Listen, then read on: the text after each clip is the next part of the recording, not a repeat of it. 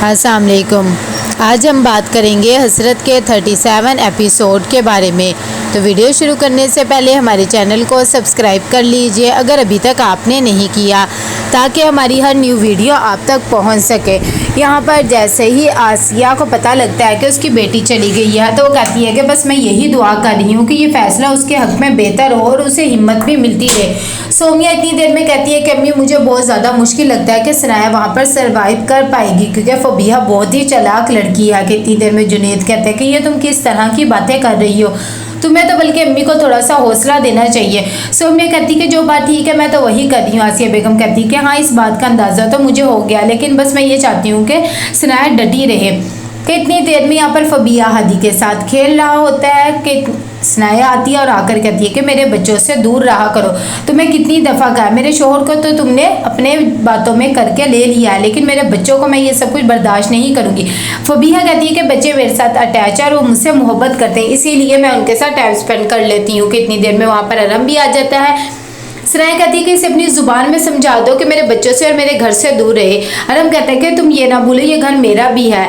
दूसरी तरफ फरीन आती है और आकर अपनी माँ को नाश्ता देती है और कहती है कि क्या बात है माँ, आप इतनी परेशान क्यों है। कि उसकी अम्मी कहती है कि मैं सोच रही हूँ कि हमजा के लिए कोई अच्छी सी लड़की देखूँ और उसकी भी शादी कर दूँ, मुझे यकीन है कि वो मेरी बात मान लेगा।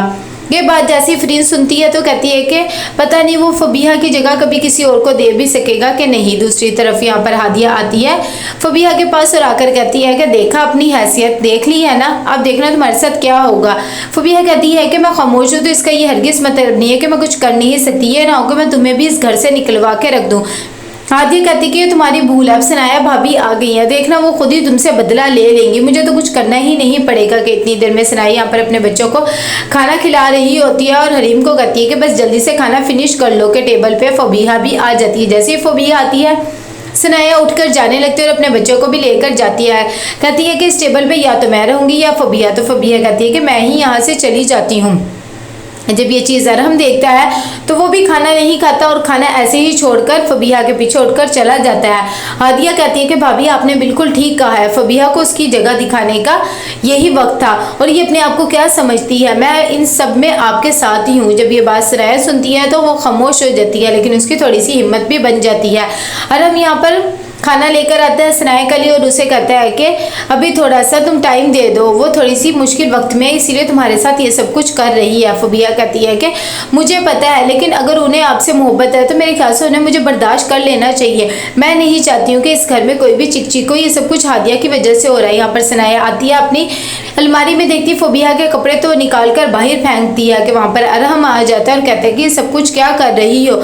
साथ ही वो उससे बात करने की भी कोशिश करता है और कहते हैं कि ये रूम मेरा भी है, लेकिन सनाया कहती है कि हरगिज़ नहीं, ये सिर्फ अब मेरा रूम है और मैं इस घर में अपने बच्चों की वजह से रह रही हूँ, आपके लिए नहीं, और मेरा और आपका कोई ताल्लुक नहीं है। जैसे ही अरहम बाहर आता है गुस्से से कि फबीहा आ जाती है और कहती है कि उन्होंने आपको कमरे से ही निकाल के रख दिया है कि सुबह होती है। अरहम फिर से अपने रूम में जाता है और जाकर सनाया को कहता है कि मैं सिर्फ अपने ऑफिस के कपड़े वगैरह लेने आया हूँ। सनाया कहती है कि मैंने अपने के सारे कपड़े वगैरह आपके कमरे में रख दिया, बेहतर यही होगा कि आप अपनी सो कॉल्ड वाइफ से कहें, वो आपको आपकी चीज़ें दे देगी। कि इतनी देर में हादी यहाँ पर फबीहा के पास जाता है और जाकर कहता है कि मुझे मेरा सैंडविच बनाकर दे दें। जैसे ही उसे सैंडविच देती है कि वहाँ पर सनाया जाती है और वो उसे सैंडविच ले लेती है और कहती है कि बेटा मैं आपको खुद सैंडविच बनाकर दूंगी। कि इतनी देर में फबीहा जाती है सनाया के पास और कहती है कि आप बिल्कुल भी अच्छा नहीं कर रही हैं और मेरे ख्याल से इस वक्त में तो आपको अरहम सर के पास रहना चाहिए, लेकिन आप उन पे दूर हो रही हैं। सनाया कहती है कि तुम्हें ये सब कुछ चीज़ें मुझे बताने की बिल्कुल भी ज़रूरत है और मेरे बच्चों से दूर हो। ये बात मैं तुम्हें 1000 दफ़ा कह चुकी हूँ।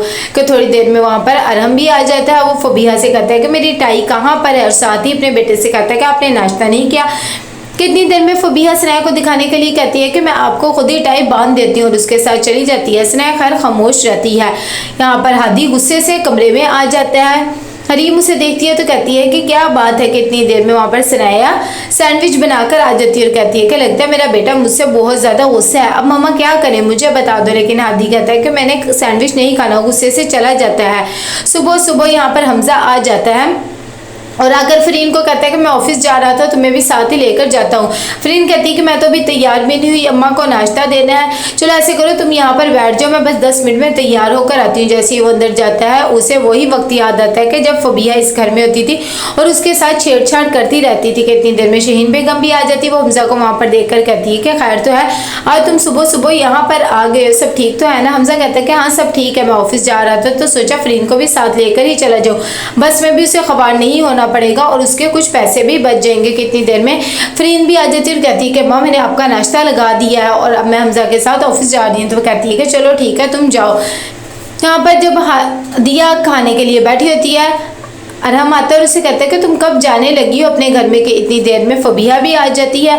वो बताती है कि बच्चे भी अभी स्कूल नहीं गए हैं बल्कि अपने कमरे में ही है। सनाया हादी के पीछे पीछे जा रही होती है और उसे मना रही होती है, लेकिन वो बिल्कुल भी नहीं मानता। सनाया आकर ये बात अरहम को बताती है। कि इतनी देर में अरहम जाता है हादी के पास और जाकर नाटक करने लग जाता है और कहता है कि मैं भी बहुत ज़्यादा गुस्सा हूँ, मुझे किसी से बात नहीं करनी है।